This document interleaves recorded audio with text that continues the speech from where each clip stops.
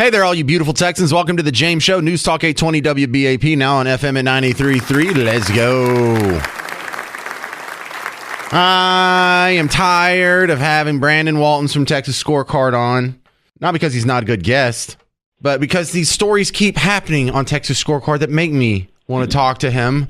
We have another Bad Apple teacher here, and I love your series, Bad Apple, on Texas Scorecard, Brandon.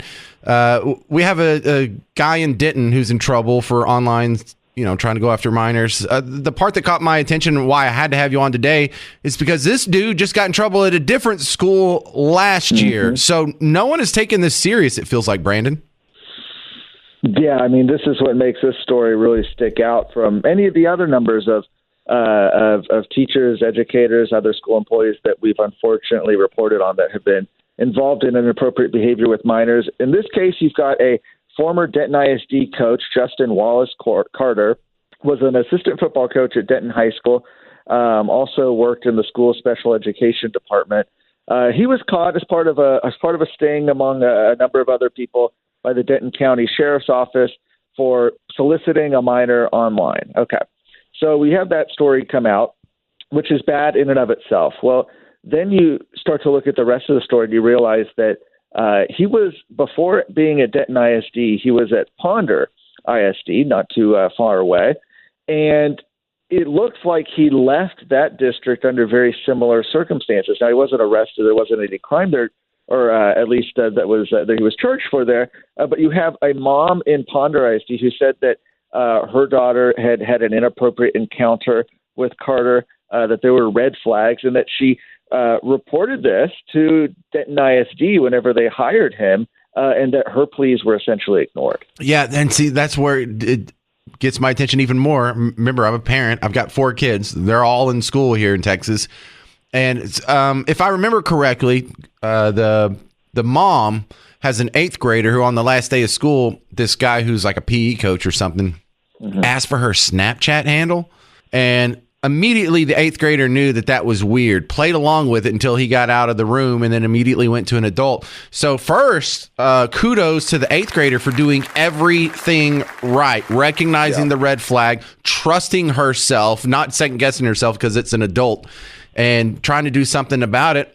And it fell through the cracks because the adults around her didn't follow up on that. And that's kind of the heartbreaking part of this story.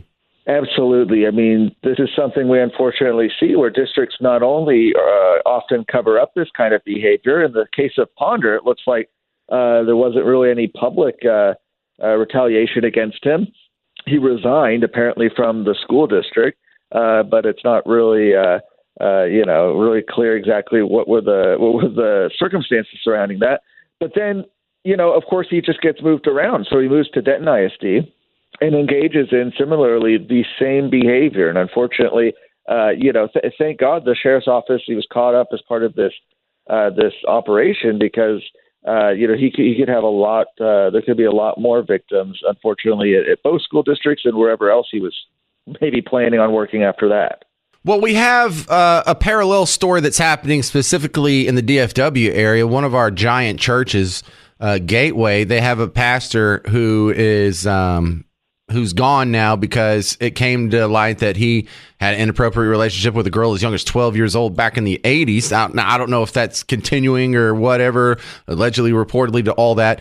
But this is something else that kind of abraises me, Brandon, because this gets a ton of reporting day after day. This stays in the headlines. And now you have politicians and local activists calling for new legislation to protect kids from wayward Christians. But not the same outcry when this is happening probably by the dozens more often from teachers. Yeah, and I would say it's good that there's been attention on what happened at Gateway. That's certainly a very concerning thing, to say the least. So I'm glad that there's attention on that. I think that all of these cases, right, where children are being victimized, I think they are all very, very sad, and they all deserve attention. I think that media should be reporting on all of it because, unfortunately, there's a lot of it out there, right? I mean, we, of course, see the stories whenever they come out of churches, but too often when they come out of schools, which, like you pointed out, are much more common, they get covered up. Yeah, and I can understand, not from a moral standpoint, but from a pragmatic standpoint. Ponder doesn't want the outside world to know that this happened under their watch. They may lose their next school board election. So the incentives are just awful. I think more of my criticism here is for the people who are selectively outraged about kids being abused as young as 12 years old. And a lot of this feels like, okay, so you'll get upset if a Christian does it, but not if dozens of teachers do it. And it's not that I don't want accountability for Robert Morris. He needs to find accountability in this world and probably hell for the next. But when are we going to get the headlines? Like I'm looking at a headline right now from Dallas Morning News. Morris accusation shows a problem with accountability in the evangelical world. Now that's true, but I think we have a real problem with accountability in the public school world as well. Absolutely. And this is something that the state, who has authority over our public education system, our government education system, this is something that they can get started on right away. I mean, there's a lot that the legislature can do to rein these in, but there's a lot that these individual school districts need to be doing as well. I mean, if you're a school board member of any of the 1,200, 1,300, whatever it is now, school districts in Texas, you have a responsibility to be looking out for the student body, and that includes making sure that there's not an environment where this sort of behavior is tolerated. Now, you could say, maybe you get a bad apple teacher that gets in, and certainly, that's something that you want to try to minimize. But when this behavior has happened, when it's been exposed, these districts have an obligation to deal with the problem immediately. So, Brandon, what's the database? What's the background check system for the teachers that's failing so bad? And maybe we should have them check in with Texas Scorecard before they hire people. Well, that's the thing. These when these things happen, the districts are actually obligated under law to report them to the Texas Education Department, who oversees teachers' licenses, and they undergo an investigation there. Unfortunately, we've seen cases where that hasn't happened or that's been delayed. And so really that's where it starts. All right. This is Brandon Waltons from the Texas Scorecard. Find him at texasscorecard.com. And I encourage you, if you want to keep up with Texas news, they have a daily email called what's it called? The Texas Minute? Texas Minute. Yes. Yeah. I just read it almost every day. I just forgot the name. Thank you very much, Brandon Waltons, for being on the James Show again. I appreciate your time, sir. Thank you. All right. Just fantastic reporting over there because, look, you can't trust the media. So, but just like I was talking about the Jake Tapper and Dana Bash, if you're not reading different media outlets, if you're not going to these second level non-mainstream outlets, the propaganda is going to be missed. But once you open up and you start going in and including these other platforms on your regular news cycle, it's so bad. The media is so bad. I know you don't trust them, but I just implore you, trust them even less. They don't deserve it.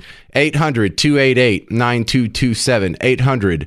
800-288-9227. I mean, do you have a solution for any of this? What more can we do to keep these bad teachers away from our kids? 800-288-9227. I'm James Parker. It's The James Show. News Talk 820 WBAP, now on FM at 93.3.